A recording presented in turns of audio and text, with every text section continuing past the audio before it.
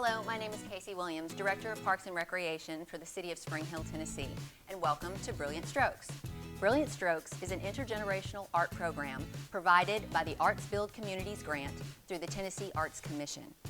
And if you would like to be a part of this program, you can register online through the city website, www.springhilltn.org, or through the Parks and Recreation's Facebook page.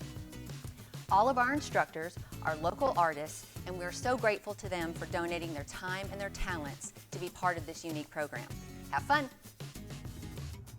Hey, and welcome back. I'm Susan, and we are here with Brilliant Strokes in the last class of this series, learning how to paint in 5 steps with a special emphasis on the underpainting. Now, we have done the burnt sienna underpainting in week 1. We did the burnt sienna underpainting with the value study in week 2. In week 3, we plumped up our underpainting a little bit by either making it cooler or warmer, depending on what shape we were in. And then last week, we did the complement underpainting to whatever shape we were in. So if we had something that was red, it would have a green underpainting. If it was blue, it would have an orange underpainting. But today, we're just going wild and we're doing an outrageous underpainting in a brilliant cad red medium. And it doesn't have to be cad red medium. You can pick any color you want, because if we let little pieces and parts of this show through, it's going to add the color harmony. It's going to neutralize whatever colors we put on top of it. And it's going to cover that white canvas so that you don't have little white spots showing through. So I don't do this very often, and when I do, I rarely use red. There is an artist down in, I think she's in Alabama, named Melanie Morris, and she uses the red underpainting and just makes beautiful, beautiful paintings. I've done it before with a dark plum, and I love how that turns out too. So if you could just do whatever favorite color you have, or something that's going to complement the painting you're going to put on top of it, you want to go ahead and paint your canvas, and it has to dry completely. I actually painted this underpainting 2 or 3 weeks ago because I wanted it to be completely dry before I painted on top of it. So today it is completely dry, so we can go straight into painting our painting. And our reference photo are these spools of thread right here. Now, I've already taken my reference photo and fold it in half one direction, open it up, fold it in half the other direction, open it up, and you can see the crease makes crosshairs on your reference photo. So those crosshairs we're going to paint on here.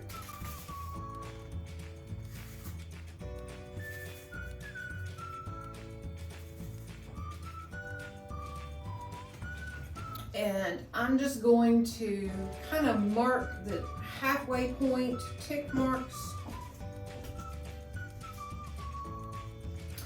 And when you fold it, you can see that midline is about at the edge of the tops of the spools. So if that is your mid mark, that's about right here for that spool of thread. So we will go ahead and draw that in. We've got another one over here. Actually, I need to make that a little bit bigger.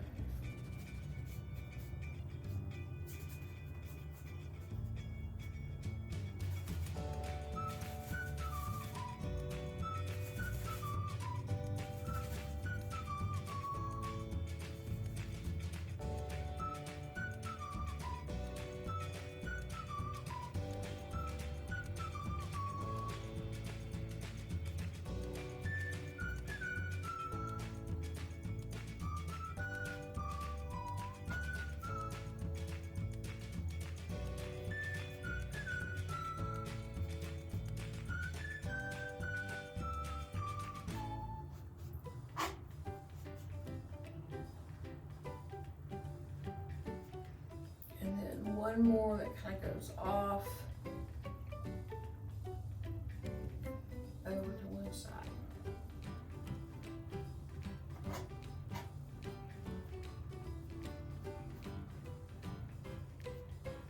this one actually is a little bit further down.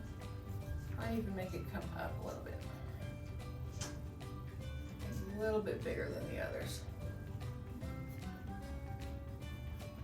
Okay, that may not be perfect, but we are going to go with this as our underpainting. There is a cast shadow back there. There's a cast shadow back there. And a little bit on here.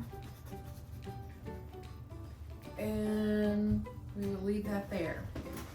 I'm going to clean my brush.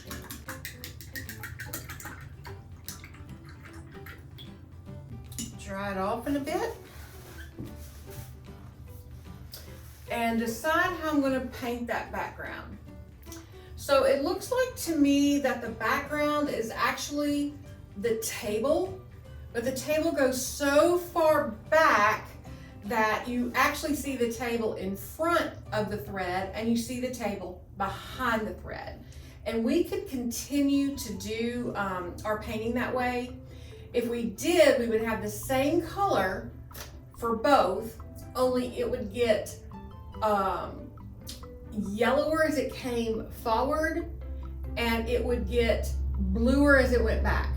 Because when you have perspective, that happens. Not necessarily in that small amount of space, but there are ways that we can manipulate that color to give that depth perception.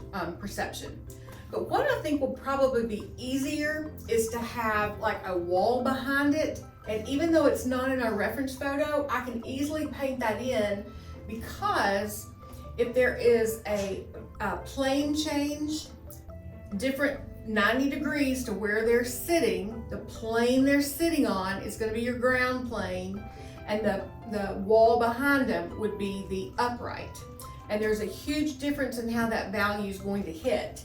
So we're going to paint the upright probably darker than we would the ground plane. So let's mix up a color. And I'm going to mix up kind of a light brown. And light brown is basically red, yellow, and blue with more yellow and red. And we need to put in white and yellow to lighten it up and warm it up.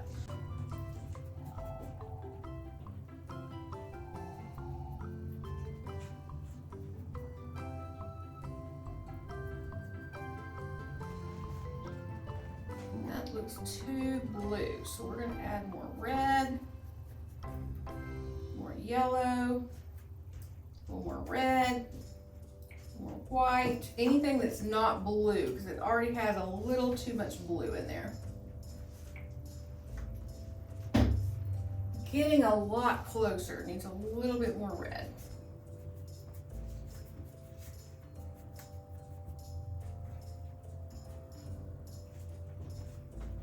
Went a little too far, gonna add some yellow.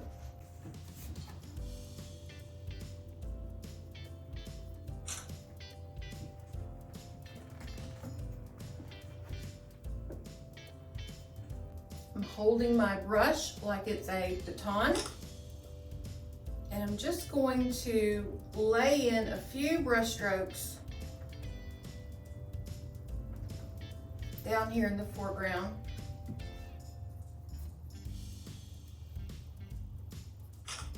And maybe even a little bit back here to show the back of the table that it's sitting on. There we go. And what color should we put back there as the wall color? I'm thinking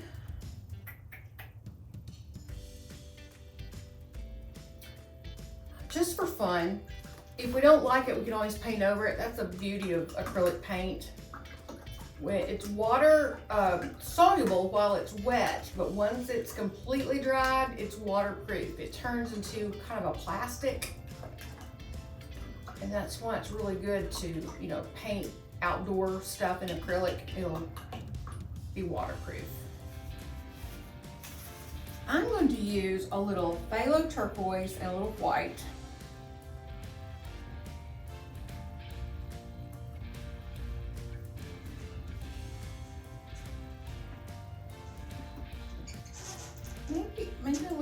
red in there too, kind of make it a purpley color.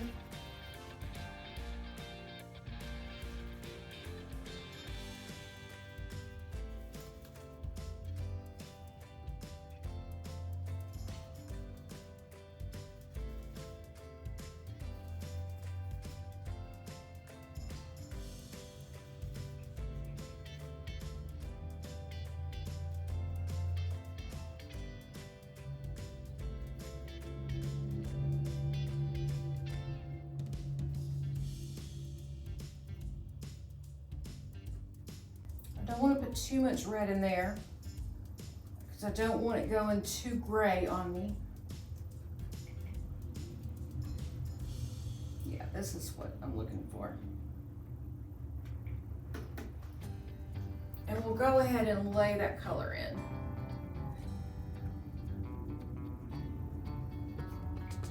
And I'm not going to put it on too thick because I do want some of that red to show through.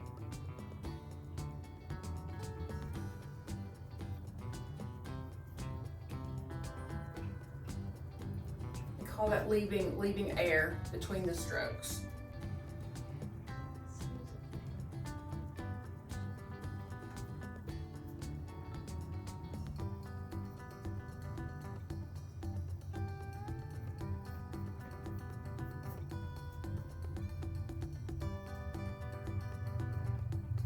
We want our brush strokes to go in every direction.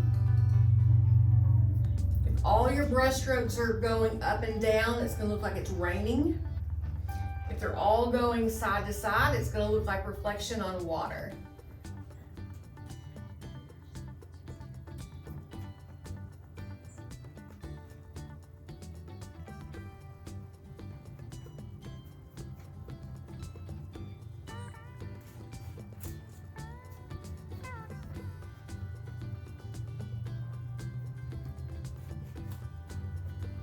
If you don't mix enough paint, we can always remix it. It may not be exactly the same color, but that's okay.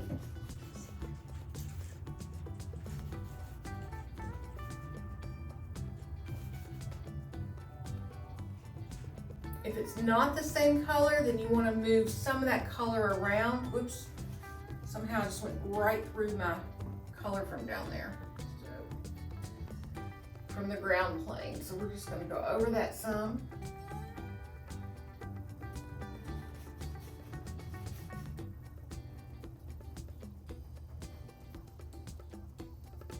And add just a little bit of gradation, that little subtle change in color. Because light is required to actually have color, and light doesn't fall on an object equally. So even in an object that's the same color, because the light's not the same, it's going to look a little bit different depending on what you're looking at.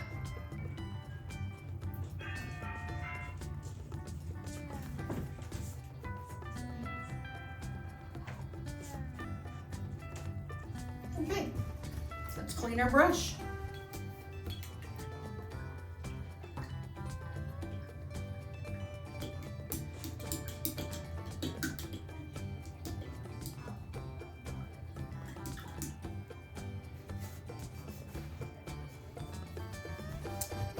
I need a little more white paint.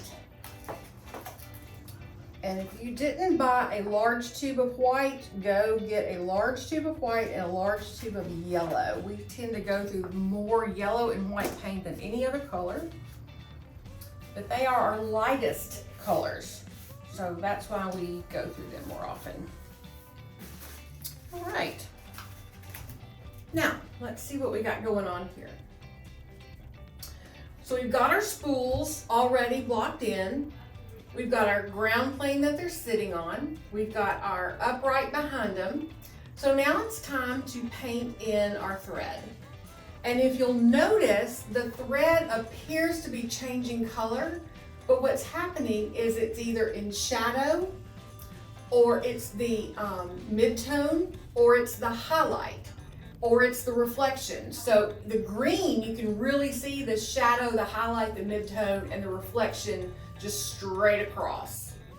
The pink has a little bit of the reflection. We don't see it in the yellow so much, just the shadow and the highlight. And over here we see on the right side, we've got a little bit of the highlight, the mid-tone, and a little bit of the shadow going on. So for every color we put in for our thread, we're gonna need 3 different values of that same color, possibly even 4, depending on if the reflection's a different value than one of the other colors. So I'm gonna start with pink, and I'm just gonna take some red and some white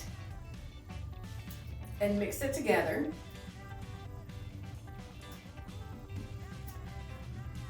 Maybe just a little yellow in there, not much.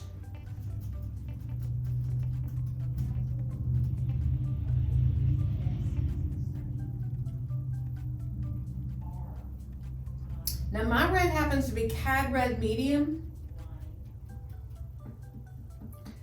That pink looks like it can possibly be reached with this color. We're studying reds in Creative Spirits this month because depending on what color pink you want really determines which color red you choose to begin with. So if you need a hot pink, you cannot mix a hot pink. You've got to start with either a magenta or rose and then work from there. And even depending on your pastel pink, it'll be determining what kind of red you start with. So this may not be exactly right, only because I'm just using one particular red right now, but we could match this exactly if we wanted to. So I'm going to take that and divide it in half and add just a little bit of this phthalo turquoise to it to make it darker and make it cooler. I need a little more red.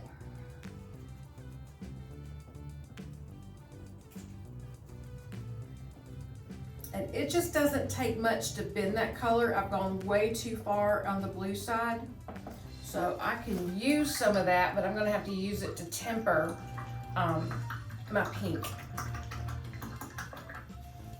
I have the same trouble explaining to my students how much of another color to use to bend that color or temper it in the direction you want it to go. And sometimes it just takes the amount of paint that will fit on the head of a pen to get your color where you want it to be. There we go.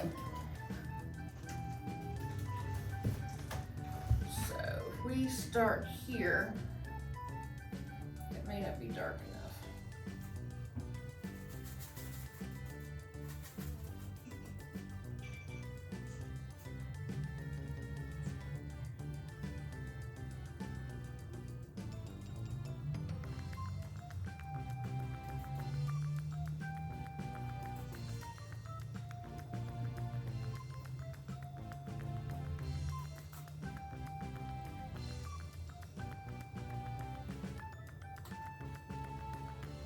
As it comes around in front, it gets a little pinker.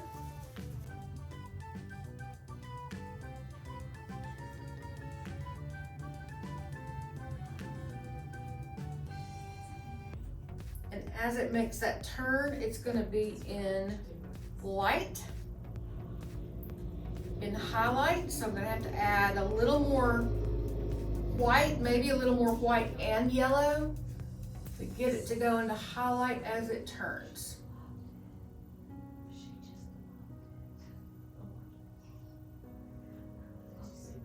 And I can use a really light pressure to kind of blend those two colors together. And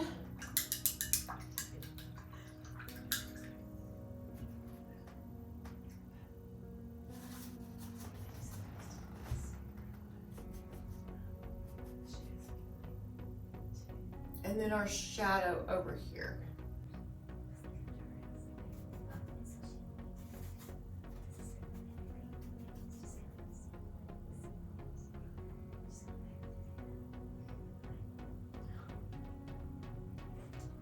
There we go. So we have a shadow color, we have a highlight, we have our local color or our mid-tone, and then we go back into shadow over here, and actually we go darker over here.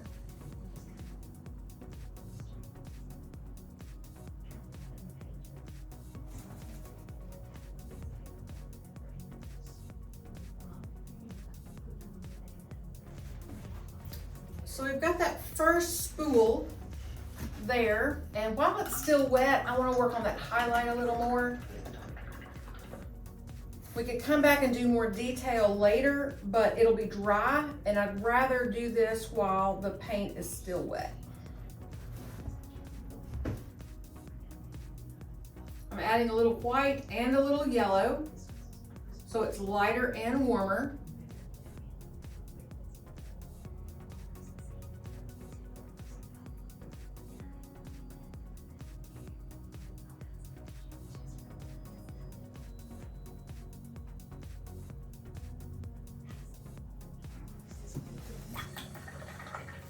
Clean my brush, so I'm using a clean brush and try to blend that in a little bit.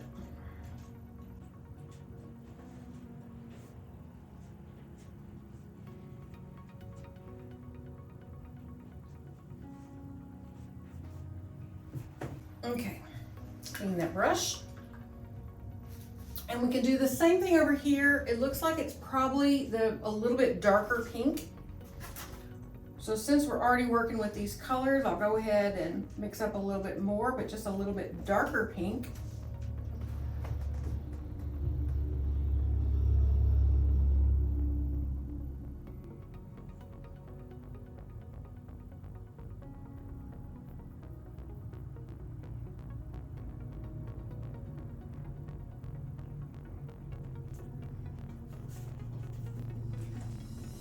A lighter, warmer color here on the right. So we'll add a little white and yellow.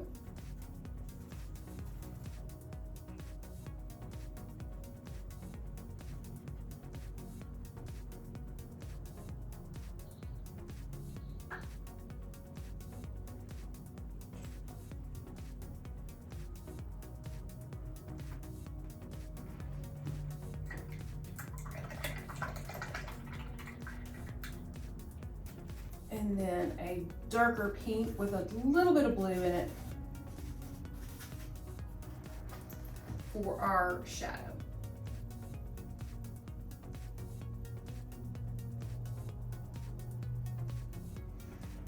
It also looks like there might be a little bit of shadow underneath that top edge of the spool. So we'll put a little bit of a cast shadow there. Maybe a little bit down there.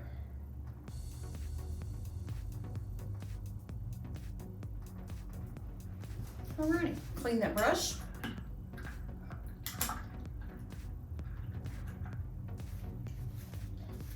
And we'll move to the next one. Now this looks more like a mint green to me. So I'm gonna start with a little phthalo.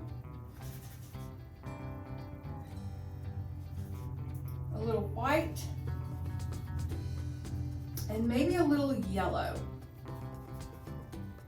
And I went too far on the yellow, so I'm gonna go back and do some more of the phthalo turquoise.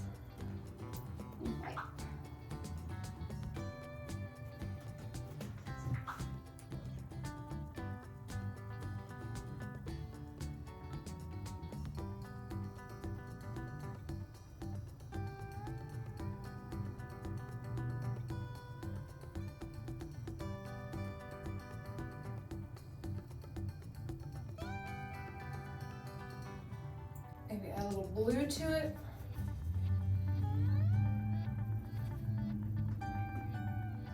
In the shadow.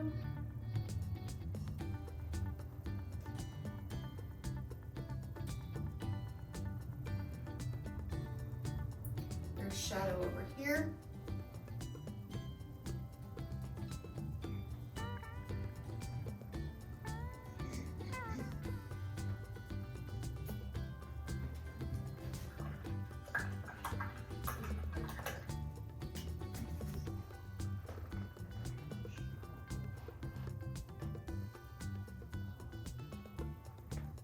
add a little phthalo turquoise and white.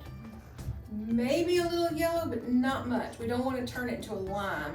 We just want it lighter and a little warmer. And pop that highlight in there.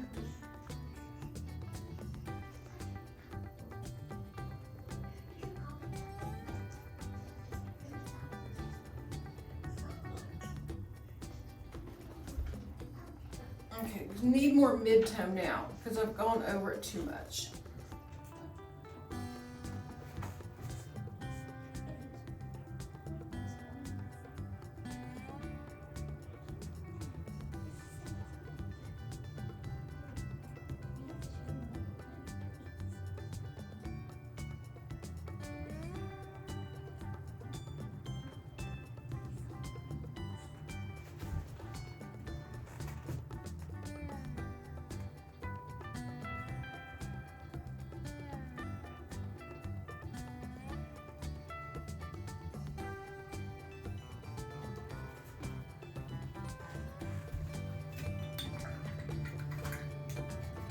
That edge looks a little too sharp, so I'm going to soften it up a bit.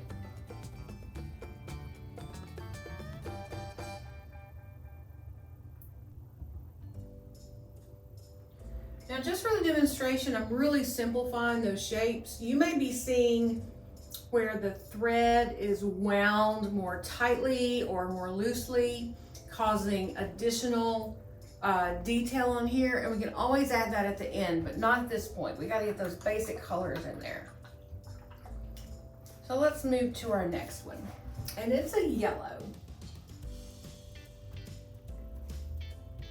So I'm going to take some white and mix it with my yellow.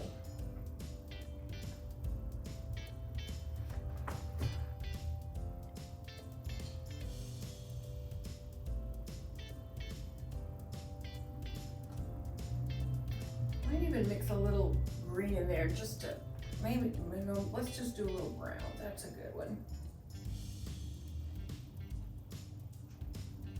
So that'll be our yellow in shadow. Will be that brown from down here.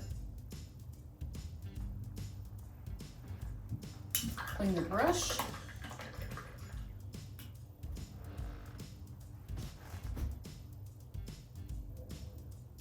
We'll put the beautiful yellow on top.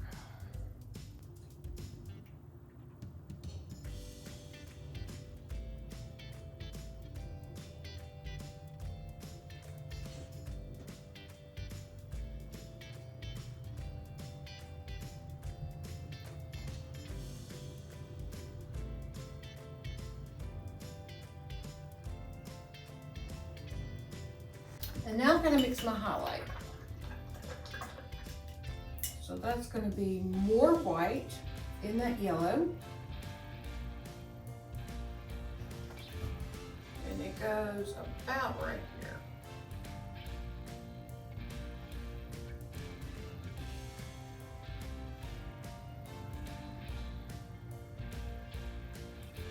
Very soft pressure.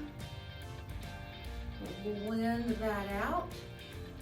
Now you're going to have your most chroma, that's your most intense color, on either side of that highlight before it goes into shadow. So we could even put a little bit of chroma in there if we wanted to.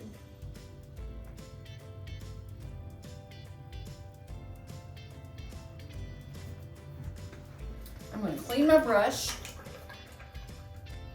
so that I have a clean brush. And I'm going to kind of lightly blend some of those colors.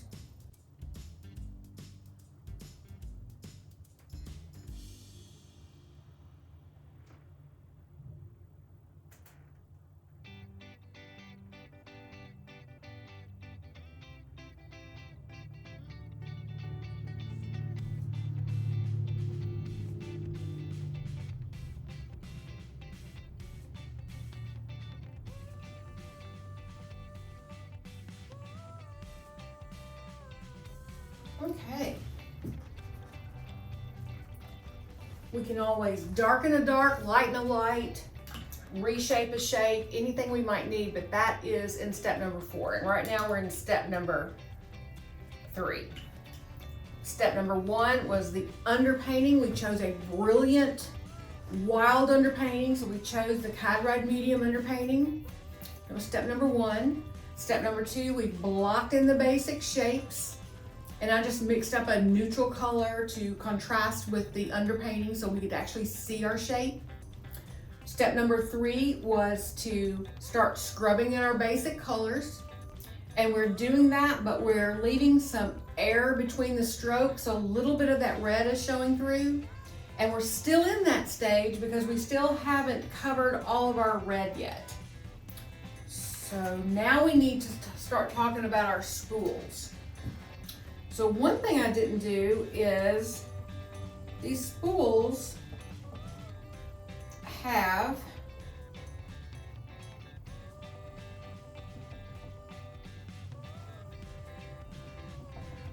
the little holes in them to make them spool.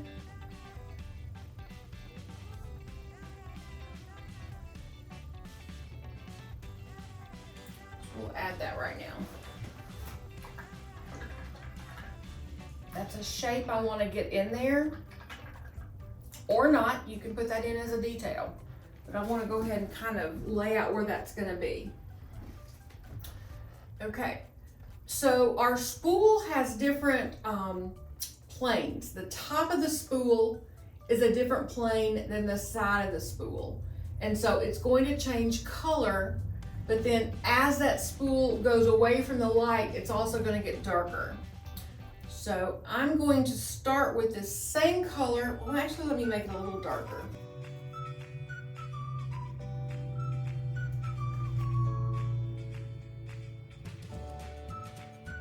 That's too dark. We'll use that one on the side. So I made a little bit darker, kind of a wood color to put down here as the bottom of that spool. And the top of the spool.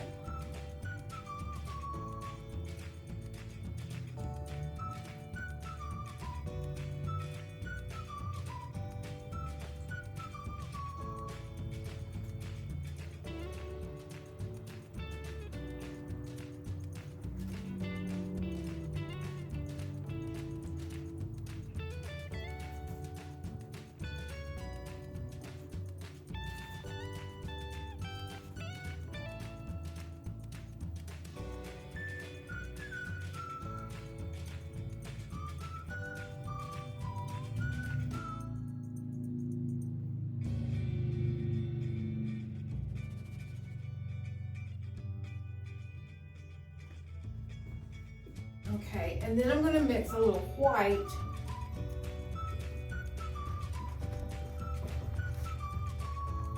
for the top of the spool.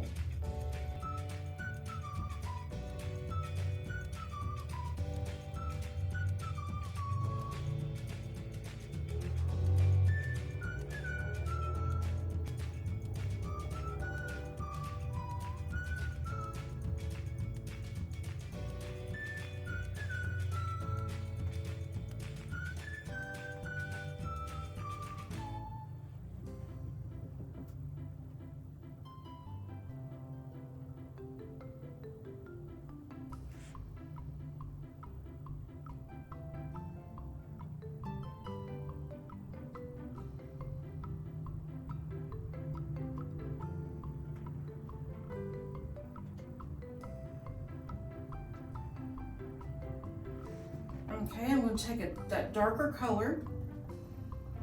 If I have to mix more, all it is red, yellow, and blue with a little extra blue in there to go darker and cooler. If it's too purple, you want to add a little more yellow.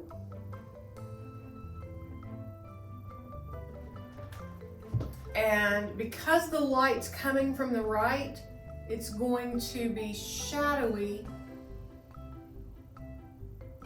on the right.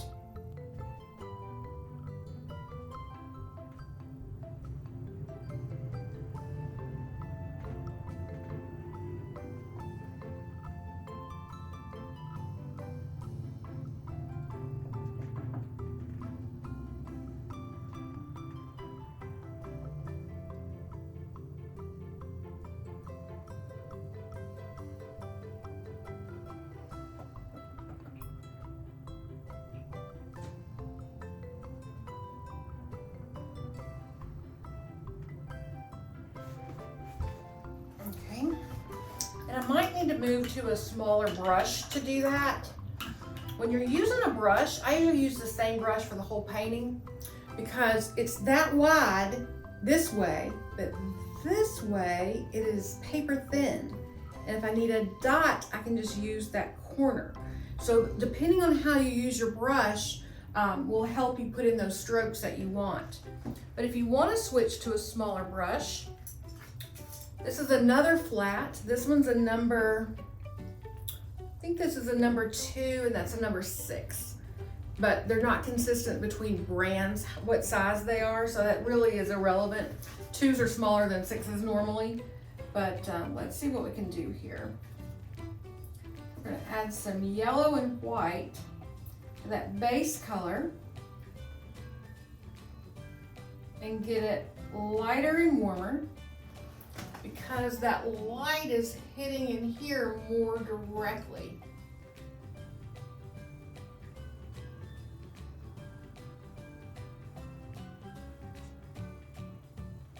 It's also hitting the top of the spool down here more directly.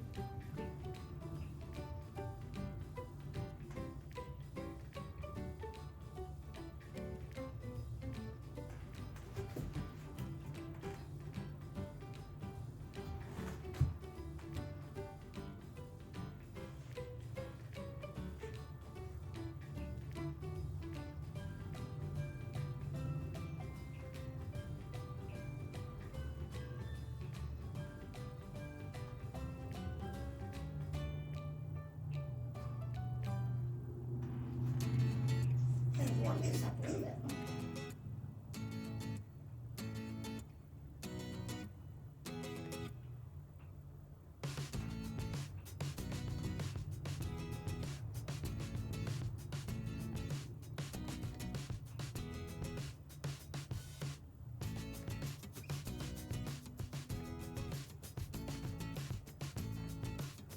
And we even have a highlight in here.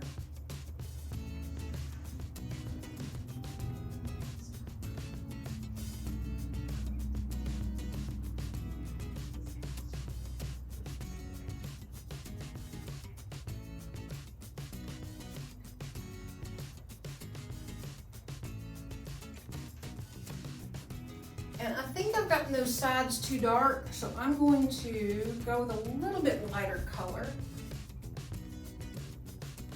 and lighten up those sides of the spool.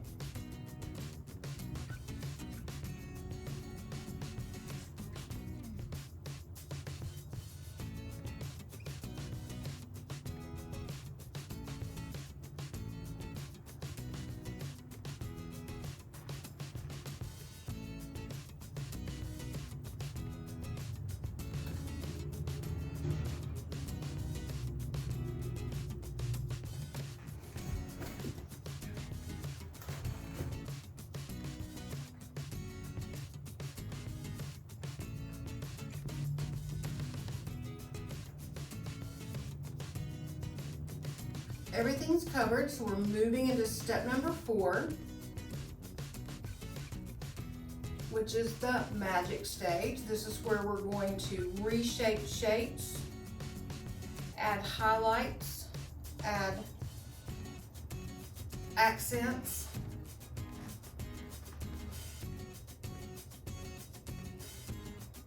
One thing I want to do is have a good cast shadow back here. We're going to paint those in. I've just got underpainting back there right now. And I'm also going to put in that occlusion shadow. The color of the spool is not much different than the color of the table it's sitting on, but anytime you have an object that's sitting on another object, it's going to have this tiny little dark line under it. And next time you're looking at an object sitting on a table in light, look and see if you can find that occlusion shadow. It's going to be just right down there.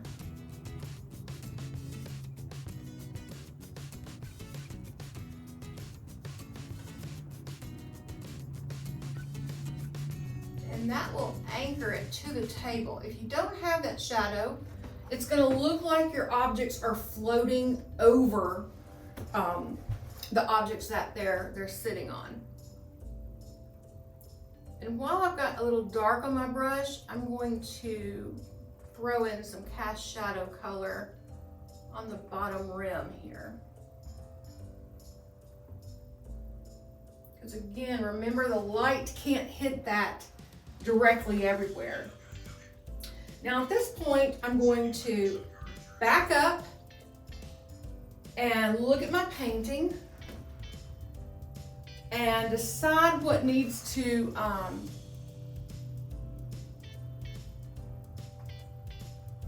be edited. One is, I don't think I have that lined up the way I want to have it lined up. So I'm going to throw in a little cast shadow down here to even that up just a smidge.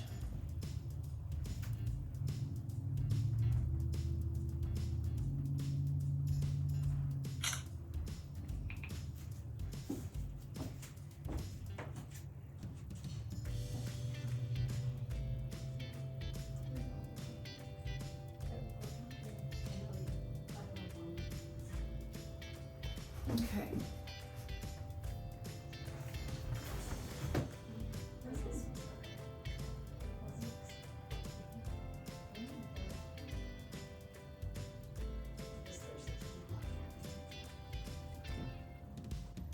There might be a little bit of a shadow going on over here.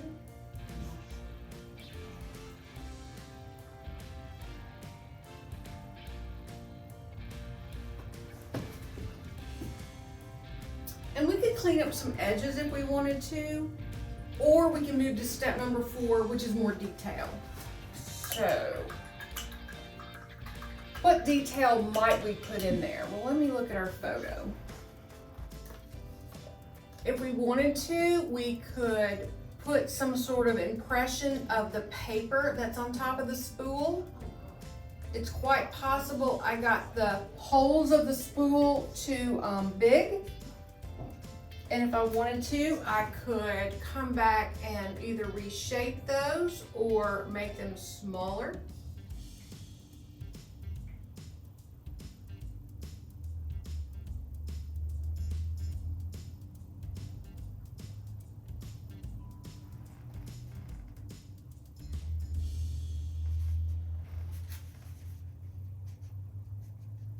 You might notice I'm choking up on my brush a little bit more when I'm working with a smaller brush and a little bit more detail.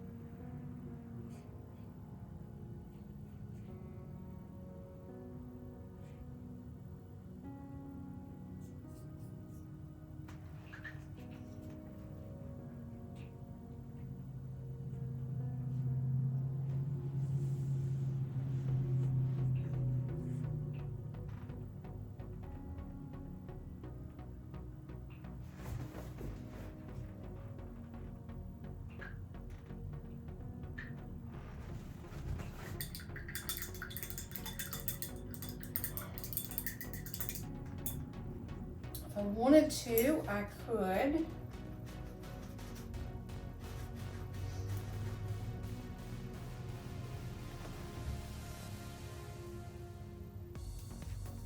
draw a piece of thread that's coming up here to the table. But if I do that, it's going to cast a shadow. So I've got to go back and grab a shadow color.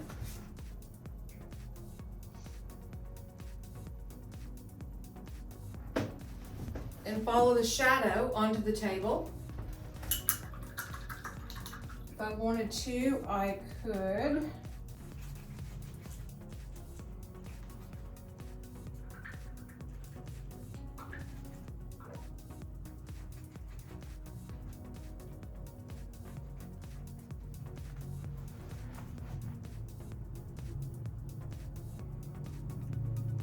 have a piece of thread pulling over this way. And again, it's going to have a little bit of a casting a shadow.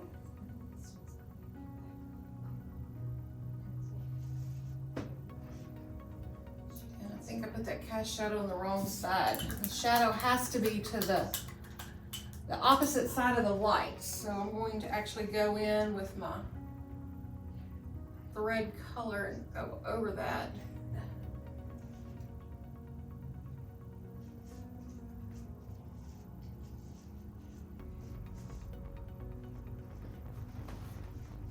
If I wanted to, I could put a little bit of a shadow where there's some divots in the thread.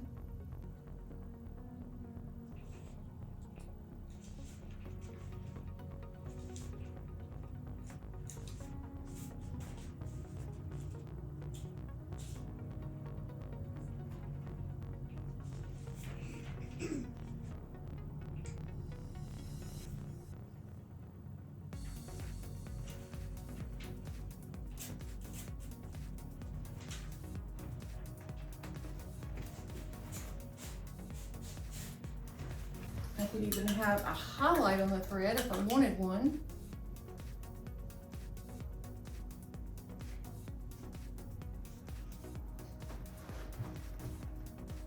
Where it bends, it might catch a little light.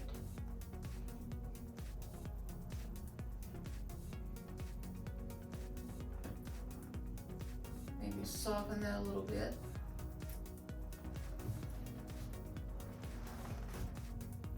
Could we have some corners that catch some light? Definitely, we could. We want to grab a corner.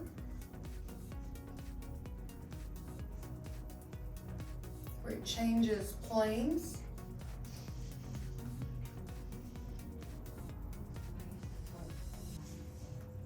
Maybe not in the shadow, but over here in the light.